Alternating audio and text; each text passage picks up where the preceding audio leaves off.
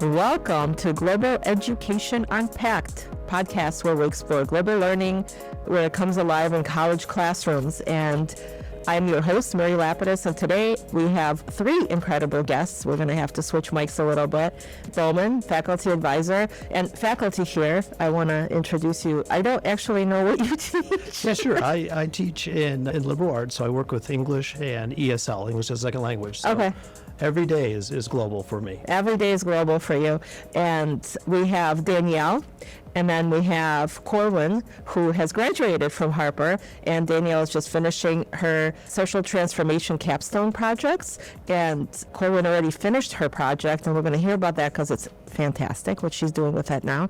So we'll be talking about impact of global education, real-world projects that drive social change, and what these experiences mean to our faculty and to our students. So I'm really excited to have students here. It's fantastic to have students here to talk about what you're doing and what you're taking out of classes and bringing it to the real world and to yourselves. I always find that the best kind of information that people want to hear about what actually happens and how lives are transformed through different projects. I'm excited about that. The show is recorded, streamed through WHCM Radio at Harper College, produced by Matt Byrne, and our theme music is by DJ Double Dip, and the song is Mint. You can find it anywhere on all of your music sources that you have. So, we'll start with Eric. Give us a quick overview of what Global Scholars Program is, who it's for, and talk about the stage projects. Yeah, absolutely. Yeah. So the Global Scholars distinction is something that Harper College students can earn. They would take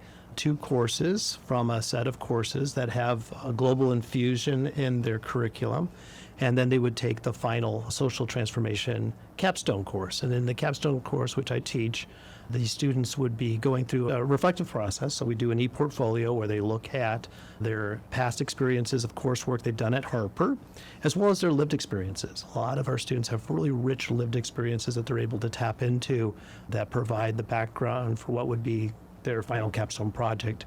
And then from there, we do case studies that explore the topic. And then finally, they put together a proposal. And the proposal is very similar to what you might do with a doctoral dissertation. It's a small down version of it, but it has the same type of academic discipline that's required. They have to do an annotated bibliography instead of a lit review, but you're also having to talk about the format that you're going to use for your project and why you think it's going to get the outcome that you are seeking. And you're also working with a faculty mentor. I am, because I am worried about how good I will be.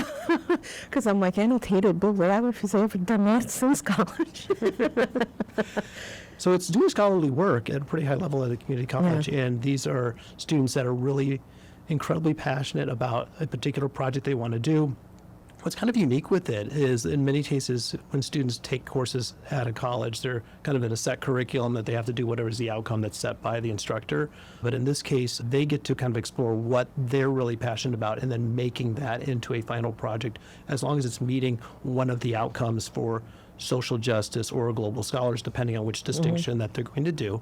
I'm also really proud to say that we're going to be having a new distinction coming out now, is a sustainability distinction. Yes. So that will also be under the stage umbrella. So we'll have all of these different graduate distinctions, and a lot of the projects that the students do kind of overlap with a lot of those areas. And we're hoping eventually to have also one on identity in the future, so some possibilities for more distinctions coming up. Absolutely. I'm really excited about the sustainability one as well. When we had our makerspace, one of our projects was trying to convert all that plastic that we use to 3D print and reuse it so that it could be reusable. So totally a passion of mine. I'm really excited about the sustainability coming and just having that topic at school and thinking about that as a college, not just like, oh, sustainability, whatever, like we have a recycling bin. No, like really thinking about sustainability at the school, and I think that's important. And Danielle's project is really along those lines, so you'll hear from her a little later what's related to sustainability. So I think you've kind of covered some of the questions I have, but you know what, maybe we should talk to the students and then we can finish up and you can add to because I think some of these questions are really tied to them because we want to see what happens with their personal growth and shaping who they are and the impression that they have after they complete. I'm going to start with you and I'm going to go to my next set of questions that I had. So Whichever one of you would like to start, Danielle or Corvin, why did you decide to do a social transformation capstone project? Why did you want to go for the distinction, and why did you decide to do one? Sure, I can go first. So my big reason for going for the social justice capstone was because I have children who fall into the minority categories. They are BIPOC, they are neurodiverse, they are LGBTQ+. I myself identify along the spectrum as well. And I saw such big discrepancies that exist in our society, especially nationwide. I figured if I sit around and complain about it, I can do something about it. When I met with Professor Bentley to talk about the distinction, I absolutely fell in love with it. I did not have enough credits at first to go for the capstone, and I had to ask him and Dr. V to please let me in, and they did. And with recommendation of my mentor and my teachers, I was able to do it while concurrently finishing my coursework for social justice.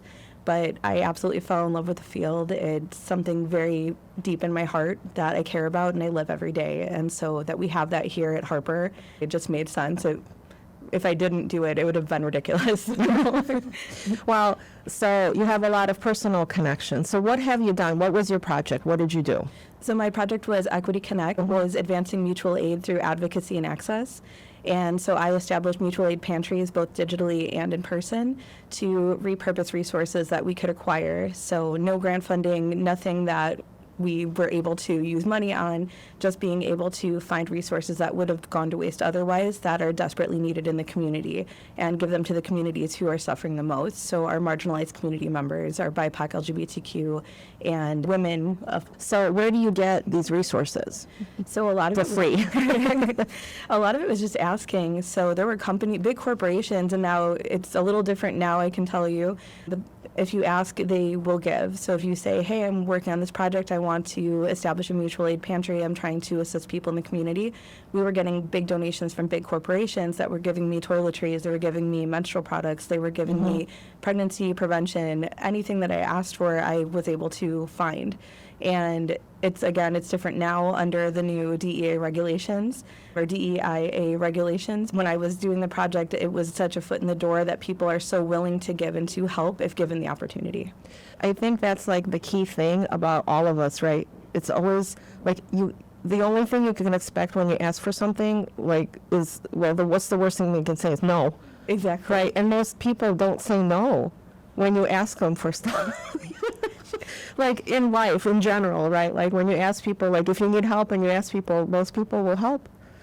That's my mentor is Professor Lavanya Williams, who I idolize. I think she's one of the most amazing people I've ever met. And she told me, you need to let go of the fear of the no. If they say no, it's not a rejection, it's a no, and you move on. Right. And that reshaped my whole way of thinking and actually catapulted the project forward because I got out of my head.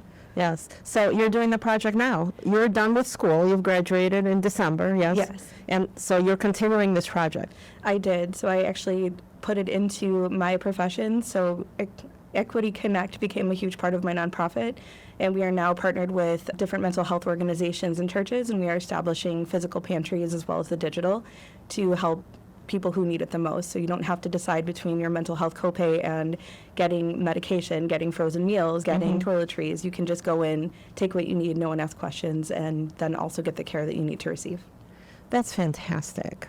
That's such an exciting thing that you went and you did this project in school and took it out of school and continued on. I'm very lucky for the teachers that I had. Professor Bentley, Dr. V, Professor Williams, and Professor Maham Khan were honestly some of the best people, and without them I would not have had that entrepreneurial spirit, so I credit it to them. Oh, well, I'm sure they appreciate the kudos, but I'm sure you have it in you to have that drive to keep moving forward and working on your project. I'll ask you, and then you can think about this while she's answering this question. So if your project had a soundtrack, what would the song be? Because we're on the radio, right? So what would it be? What would be the soundtrack of your project? Taylor Swift, I Can Do It With a Broken Heart, because our community has suffered and struggled so much, but I still was showing up. I was doing it every single day. Despite the struggles my kids were having, despite the struggles I was having, I was still showing up. I was still doing it with a smile on my face. I was still going, knocking door to door, asking for the resources, and I still was able to complete it, even on the worst day. Even through statistics and astronomy, I was able to do it. I think that would have been the song, because it's just a testament to our resolve as social justice, distinction, and global scholar students. We get up and we put the work in. We wouldn't have signed up for this if we didn't want to. All right, Danielle, we're going to move on to you and ask you, how did you decide decide to join the distinction and to go into the Scholars Program? And what is your project about? So I actually didn't even know about the distinction. I was mainly taking online classes, and I had failed sociology twice. So then third time around, now we have Rate My Professor, so I wanted to find a good teacher that I thought I would actually pay attention to. And so I accidentally signed up for a social justice version of sociology. And then that's what I got an email saying, hey, you've signed up for this. If you take so many, you can join the capstone and get this distinction. So I've always been interested into social justice, and it was cool that they reached out to me because I had no idea that was a thing that we had. But I will say, do pay attention to your course numbers. I'm graduating late because I did not know. I signed up for the social justice version of Speech 101. I took Speech 101 10 years ago, so now I'm behind 3 credits because I took the class twice. But it's been really interesting to take. My project, I'm an art major, so I wanted to try to incorporate that into my project somehow. So I'm focusing on the overconsumption of fast fashion and how bad that is, not just for the environment, but like the economy and for people in general.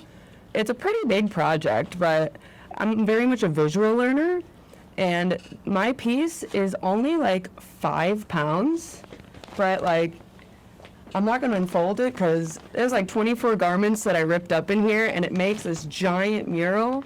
But I posted it on social media, so if people want to see it, they can see it on Instagram and on LinkedIn. So you can see the project that Danielle did. Surprisingly, it all fits into this bag and then a tiny little bit into another box. But I wanted it to be a visual representation because it was alarming to me that the average American throws out over 80 pounds of clothing every year. So if you think that this is only 5 pounds, that's only 1/16 of what the average American throws out. So I just really wanted that visual.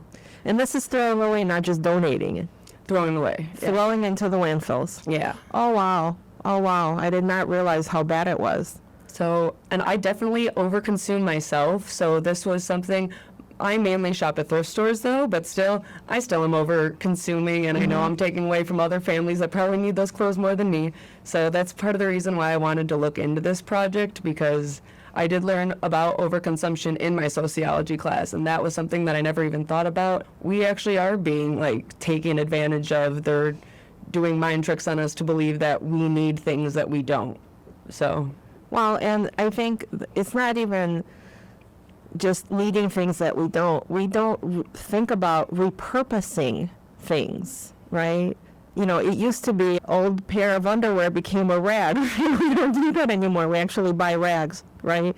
Do we really need to buy rags, or can we reuse an old t-shirt, an old whatever that you don't, because that material still can be used for something else. But people don't think about it because we're just so used to, in our society, well, you can have this convenient product and it's not very expensive. Right, you can buy rags and they're not super expensive. You can buy things to use like that, and we don't think about that. And I think that is super important. Fashion is kind of like my second kind of favorite thing. And I've read books and whatever on different fashions, and I like, when I found out how much water is used to make a pair of jeans. And I'm like, this water conservation that we have going on, the jeans are an issue, and we need to figure out how to do that, because that is consuming more water than anything else. Even if you use your water and don't turn it off when you brush your teeth, but you buy a pair of jeans, all your conservation that you did there does not even match to what you need to do for that pair of jeans that you have. And people do jeans now as fast fashion. They really throw away a lot of jeans. And those jeans were created to last forever. Right.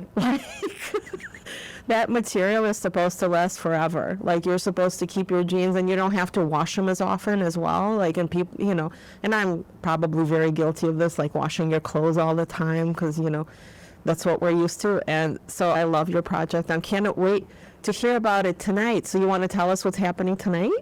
Yeah, Jeff on here. So in E107, we'll be having our capstone final showcase. So that'll be from 5 to 8.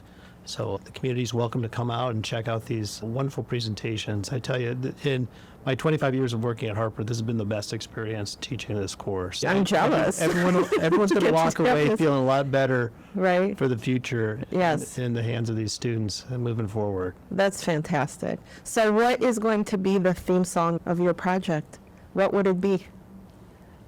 All I can really think of is this song called Sonder by the Rex, and it's about how everybody lives as much of a real experience in life as you do. And because I feel like when it comes to fast fashion, I've talked about it with friends and family before who shop at Shein, and they say, well, if I didn't pay for it, somebody else would have bought it anyway, so it's not that big of a deal. And it's easy to brush off things that we don't visually see because we're not the ones making the clothing that are slaves and not making enough money, but like to actually acknowledge that other people, like those are real lives. Like don't just turn a blind eye to it. Understand that that's actually a real thing, and you can't just always. I just hate when people are like, the environment doesn't matter because I'm not seeing the consequences now. That's for people in the future. Well, those people in the future are real people. Yes, absolutely. And I think that attitude of like, oh, well, somebody else will buy it, Well, not if we all make an effort, right? And then you have to start somewhere. You have to start smaller and to think, so, making an effort. And every time I throw out the garbage, I always think like we should be able to do better. Like, where is this going? And then I'm like, and some things I have to, like my building doesn't recycle certain things, so I have to throw them away. And I'm like, but like, how far am I going to drive to recycle? Right? Because that's gasoline that pollutes the air and, your car and whatever else. Like, it's just, everything is just so much, it feels so overwhelming. So it's nice to have a project where you just start. You got to start somewhere. That's how I feel with all of that, right? And I'm so excited that you guys are making an impact. So what do you guys do besides school and projects while you're done with school to unwind? So I honestly, I will tell you, I started a nonprofit org, so I'm not unwinding this administration. You can catch me in 2027, maybe I'll be unwinding. But for the most part, when I'm not actively doing things, I'm just spending time with my kids because my kids are my entire life. My kids are the most fun people that I know. My 12-year-olds act like litigators. They're lawyers to me. My 4-year-old is the happiest little ball of sunshine. And so they're what keep me grounded, what keep me going, and honestly the best part of my day. Sometimes it's the worst part of my day. I'll be honest, but they're the best and worst part of every single day. How about you, Danielle? Ever since I turned 30, I'm kind of going through my second quarter-life crisis. I went through one at 25, but now I realize my back's hurting, so I'm trying to go to as many concerts and music festivals as I can while I still can. Excellent. That's what we want to hear. We have our music, right? Like we want our artists. Art Station actually has been one of the top 5 radio stations in Chicago, but our thing is that we play a lot of local artists. So if you listen to the station or you look them up, we have a lot of local artists. So if you want to go hear them live, they're all around, all available, and happy to see people. So what would you tell other students who maybe are thinking about the distinction or don't know about the distinction of, the Global Scholar distinction or the social justice one or sustainability coming up? What would you tell them, to do? How would you get them involved? I don't know. I feel like it's something that you have to already have a passion for. But I mean, even if not, it's cool to do the research, decide on something that you want to learn more about, because I feel like you're going to get closer to it the more you research it for the project. I would tell them to dream big, but dream rationally, because we want to make such a big impact in the world, but it is very overwhelming when we do not see the larger focus. You have X amount of time to complete something, and you can absolutely make an impact and make a difference. But you need to think rationally, or you will discourage yourself, or you can stop halfway through. So dream big, but dream rational, and lean into your mentors. You pick your mentor very wisely. Pick the person you align with, who aligns with your goals, who aligns with your vision, because having a good mentor is all the difference. I could cry to my mentor. I laughed with my mentor. And honestly, you need that support. So don't think it's you against the world. It's you on a team with a vision, and you have people who are there to help you. That's awesome. I think it's very difficult for people, wherever they are in life, to find mentorship because it's hard to ask for it, and it's hard to find somebody who you think would be a good mentor and who has time for you. I think that has been lacking. I think that lacks in the corporate world because I don't think there's mentorship. There's a lot of competition, and it's hard to find that mentor to get you to the next level. Right. And so I think that's fantastic that you have that part of the program, because then you have to go through that process of asking somebody and finding somebody who will be a mentor. And I think that's really important. That's a really good life skill to keep asking for mentorship as you go along, because there's so many people around who have all of this knowledge and can't help. Right. I'd say the mentorship aspect of the capstone is, I think, one of the kind of the unique things about it. Yeah. And we do kind of make sure that that's really at the forefront at the beginning of the semester, that, they start to, as they're doing those reflections in their e-portfolio, start thinking about what were those faculty members that were most influential for you as you went on this journey, right? Who do you think you can connect to? It's like Corvin was saying. And I really encourage the students to dream big and allow the mentors to kind of work with you to kind of bring them in. I mean, one of our capstone students talked about their mentor being their realer inner. So I think it's important to always keep the bigger goal in mind, because and Corvin's a great example, right? Their project now has become an extension of their work, right? And so we're seeing this with a lot of other students have done the same thing. Like, they've gone on and they've continued. We have a current capstone student who's now working with the U.S. Congress on the project that they did for their capstone on transnational repression. We have another one that's doing like a federal grant. Hopefully it's still being funded, global warming in the South Pacific. But I mean, reaching out with other nation states from something that they had done as their capstone project. So, there's some phenomenal work both happening also here locally at Harper too. I mean, we had one of our students did a whole Get Out the Vote campaign that then was taken up by Harper and incorporated on their website. That's awesome. We had another one with the community garden that was done the same way. Yes. And creating signage to talk about the indigenous uses of the plants that are in the garden, right? So these are all these impacts that are happening just from these projects, but dream big and then have those longer goals that they can reach out and continue to do. Yes. So 2 classes, how do you know which ones are designated as these classes that are for the scholars? So Global Scholars, like I said, they have a list of classes that have global components within the curriculum. The World Cultures and Diversity So, designation. yeah, Okay, so like those if you classes take would have those. like a world language, for example. If you take like a language and global culture, business. global business, that you teach, right? So all of those then meet Yes. those criteria, Yes. right? With social justice, they're designated sections of existing courses. So that's what Dani came across, was a sociology course that happened to be a social justice section. So social justice is done a little bit differently because they're taking existing courses and then taking a social justice perspective on it. And then the faculty have to go through a series of training to develop their curriculum, and then they present to an advisory board for approval. And then from that, then it comes implemented in part of the curriculum. And right now, I think this fall, we have a record number of about 20 different offerings, including in our fall, our very first year seminar that will be a social justice focus, that will be taught by Lavanya Williams, which was Corvin's mentor, and also receiving an honor here tomorrow at Harper. So, Can you describe a little bit about the training that the faculty get, and how do they sign up for that, and what is our social justice distinction that we have for faculty as well? It's not just for students, we also have that for social justice leadership certificate they go through. So it's a 1-year program where they also are paired up with a mentor. That's someone else who's graduated from the program. Okay. And they design something. And many of those projects have now gone on and have influenced what's happening at Harper. I did that particular program, and one of those things kind of ended up me getting involved with the capstone. So that's how I got involved with that, was from my work in the leadership certificate. At Harper, we train our faculty, and we also train our students to have those different, global social justice, against sustainability, all of that, those distinctions that we have. It's not only for students, we also have faculty who if they want to get involved, they're more than welcome to do that. And then being just part of a mentorship with the students, they're so invested in it. You'll see that tonight. From 5 to 8, you'll see the mentors show up and cheer them on. And I've had mentors come up after me and just say how wonderful the experience was. They would love to do it again. And, some of them have tears in their eyes. They're Yes. just like so glad to see. I'm this- excited for my mentee.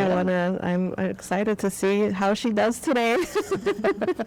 It's going to be fun to watch. And I'm excited to see all the projects. I think it's very interesting with all the projects. When did you know during your projects that, like, okay, yes, I'm making a difference? I don't know if mine hasn't had as big of an audience yet because mine's just an art project. I went on to Nextdoor to ask neighbors for clothing to donate for it, and the ones that donated have asked to see it, so I got to tell them about the project that way, and then just posting it on social media for my friends too. As Dr. B was saying that he's going to ask us later tonight if we think that our project did its job. I don't think mine has yet, but I don't know, maybe if I become like, because I want my art in general, I'm trying to do art that's focused on causes. So maybe if I go anywhere with my art, then it'll have it's not nearly much of an impact as yours is. Well, I think you need time. Right? Yeah. Yeah. You'll have time. You need some time. You're in the beginning of your project. So stay strong. I believe in your project, very much so. And I would say even just starting, that's an impact. Like, it's an impact you don't realize yet. So the realization will come, but the impact is there. So don't sell yourself short. Like, that's because I felt the same way. I was like, is this even working? Like, I have a website and I have stuff, like, I don't know. But it was when requests started coming in for items. And people would requested, I have a form, like a what do you need kind of form, like let us know what you need. And the stories that people would send me and would tell me, and I was like, oh, this is actually making a difference, because people would say, thank you. I have a child who is my foster child, and I didn't know what hair care products to get, but you have a whole explanation of what this is and how to use it, and I don't have to go and get it because everything's so expensive, and I'm not getting any assistance from the state, and I don't know what to do. And so there were so many stories that would come in of people who just needed, and you realize you're making an impact just by existing, by having somebody even to write in a box like this. And I know someone's reading it, and can we help everybody? No, but it is, again, it's the impact later, because you start to take steps of how do we improve it, how do we do better, and that's been a process over time. It's been 5 months now of a process, but that impact was when stories did come in. And that, to me, I would share with my mentor. I would just be sitting like, this is so hard. She's like, stick it out. You got this. We could do this. I'm like, okay, look, we'll do this. Well, and I would say probably you want to, that's just my little recommendation here as a marketing faculty, but, stick those stories on your website. We Make write sure. them in our grants. Yeah. So we put them in our testimonials for now when we're doing big things, and now we can get people to finance lists because it's not Yes. just a capstone. But we put those testimonials in, we ask for permission, we get pictures, and it makes all the difference. 3 words. How would you describe your experience?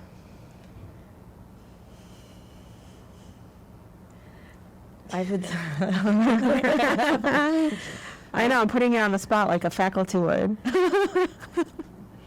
I would say heartwarming, tedious, and this is a 2-word answer, but worth it. Like, I regret nothing from this experience. I've only been enriched in my life from doing it.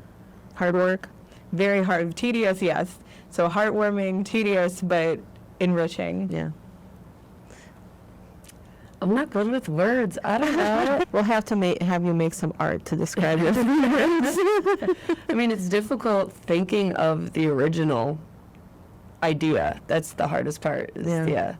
But once you do it, it's kind of rewarding, and it's interesting to do the research on what you're doing to get deeper involved in it. So difficult, rewarding, and interesting. Yeah. You did have the words. You had them in sentences. Well, I am so happy that you came on today and talked about your projects. I hope that we have lots of people listening, and I hope that people show up tonight to see your project and see your full project that you have. And I hope and hear about all the other projects that we have. So E106? It's going to be E107. 107. So we have 4 social justice distinction candidates, 2 global scholars, and then we have 2 that are doing both global scholars and social justice. Fabulous. I'm excited about that. And thank you very much for coming on. I think it's really important to see what students are doing and how we are using our, resources for education to create these new projects that are going out into the world. And I hope you take yours out into the world. Don't hold back. we can have you in our little art room display your different projects and have people come and look at that. So I'd be excited to see you there. This one is going to be in the Point of View Yeah. magazine coming this year. So I'm excited about that. Awesome. That's really interesting. So thank you for coming out. I appreciate your time. We're going to wrap it up. And this has been Global Education Unpacked. Big thank you to our guests. I'm very happy that you're able to make it into the studio because it's nice to have people and kind of have this conversation in person. We'll say Dr. B, Dave, thank you so much for being here and sharing your experiences. If you've enjoyed the conversation, please like and follow us on Instagram at Global Ed Unpacked. So catch a recorded show on our YouTube channel at Global Education Unpacked when I edit and put it in there. And hopefully find the audio version of on your favorite podcast platform. Global Education Unpacked is recorded at WHCN Radio at Harper College. Produced by Matt Byrne. Through music by DJ Double Dip. The song is Mint. Thank you for listening. And until next time, keep exploring the world through education.